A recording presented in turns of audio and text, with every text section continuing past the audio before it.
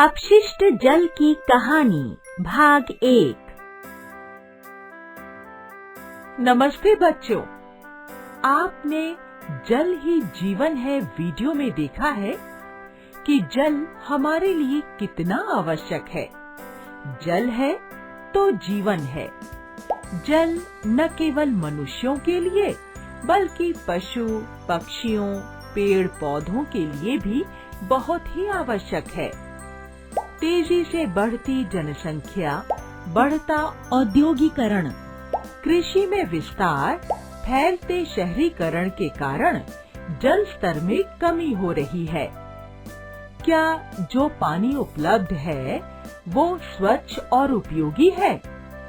इस वीडियो में हम अपशिष्ट या मैला जल और उससे जुड़े अन्य पहलुओं के बारे में जानेंगे।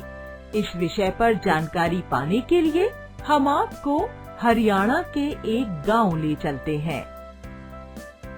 इस वीडियो का उद्देश्य है समझना है कि अपशिष्ट या मैला जल क्या है। अरे सुनील, इतने दिन कहाँ थे? बहुत बीमार लग रहे हो। हाँ यार, मैं बीमार था। मुझे बुखार था और उल्टियाँ भी हो रही थी। अच्छा? हाँ, डॉक्टर ने कहा था कि मुझे ये बीमारी जल प्रदूषण की वजह से हुई है। मास्टर जी आए हैं। नमस्ते मास्टर जी। नमस्ते बच्चों। सुनील, तुम कैसे हो? मैं ठीक हूँ, पर मैं बीमार था। डॉक्टर ने कहा था कि मुझे जल जनित बीमारी हुई है।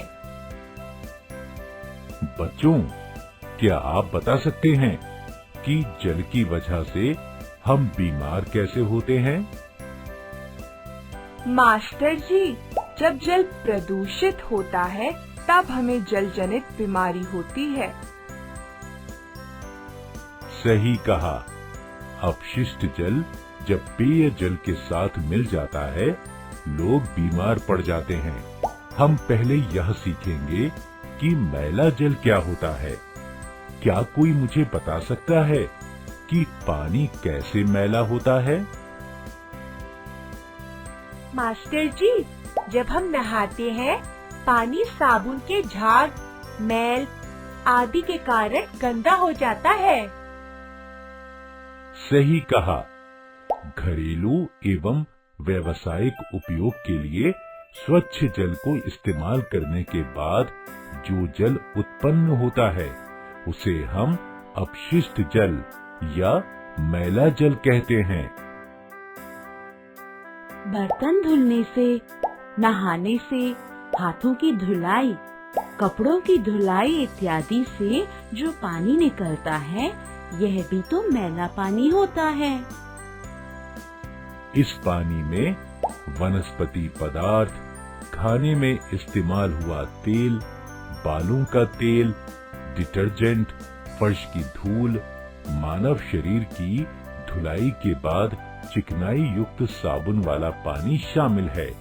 इस पानी को ग्रे वाटर कहा जाता है। मास्टर जी, शौच में इस्तेमाल किया पानी भी तो है। सही कहा।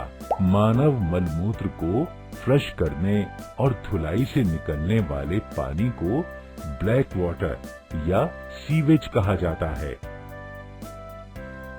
बच्चों, जब बारिश होने पर या नाली भर जाने पर आप देखते हैं कि पानी सड़कों पर बह जाता है।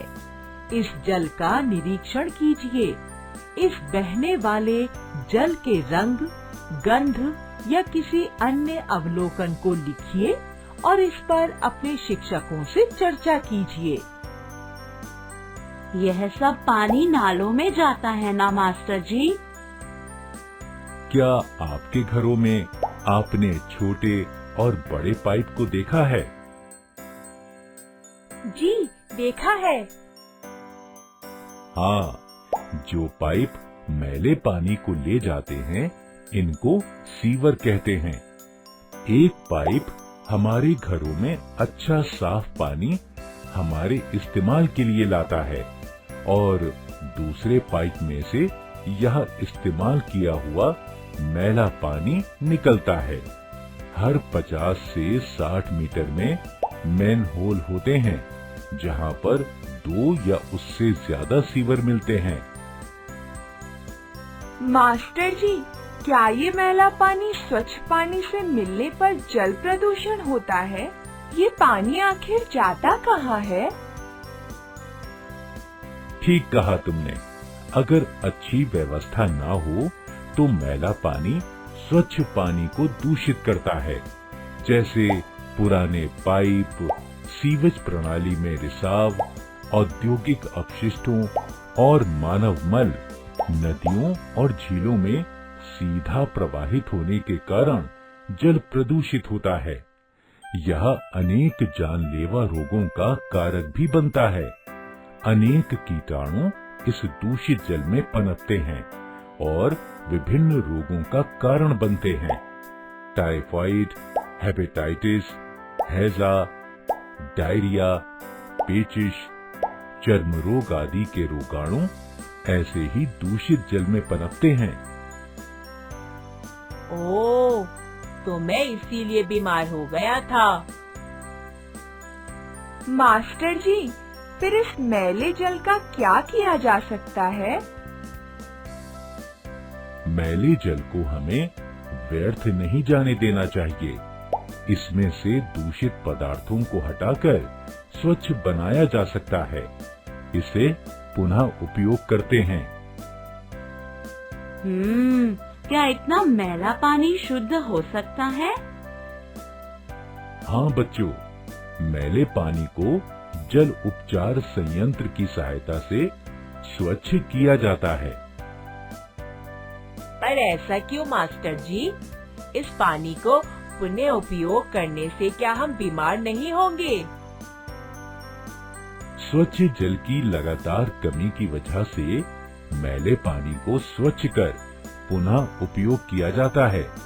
अगर हम भारी मात्रा में उत्पन्न होने वाले सीवेज का उपचार नहीं करेंगे तो यह मैला पानी बिना रुकावट झीलों, नदियों और भूजल को प्रदूषित करेगा। इसीलिए पानी का उपचार किया जाना चाहिए। ये उपचार कैसे होता है मास्टर जी? इसके बारे में मैं कल बताऊंगा। अभी तो समय हो गया है। याद रखना कि पानी बहुमूल्य है और पीने योग्य साफ पानी की कीमत हमें समझनी चाहिए। इसीलिए पानी व्यर्थ ना करें। पानी को सावधानी से उपयोग करना चाहिए, उसे बर्बाद नहीं करना चाहिए। सही कहा राकेश ने। कल फिर मिलेंगे। धन्यवाद मास्टर जी। बच्चों, इस वीडियो में आपने मैले जल और उसके अलग पहलुओं के बारे में जाना है। जल प्रदूषण की वजह से कई बीमारियां फैलती हैं। इसीलिए मैले जल को स्वच्छ जल में नहीं मिलाना चाहिए। अगले वीडियो में आप मैले पानी को स्वच्छ करने की प्रक्रिया के बारे में जानेंगे। फिर मिलेंगे।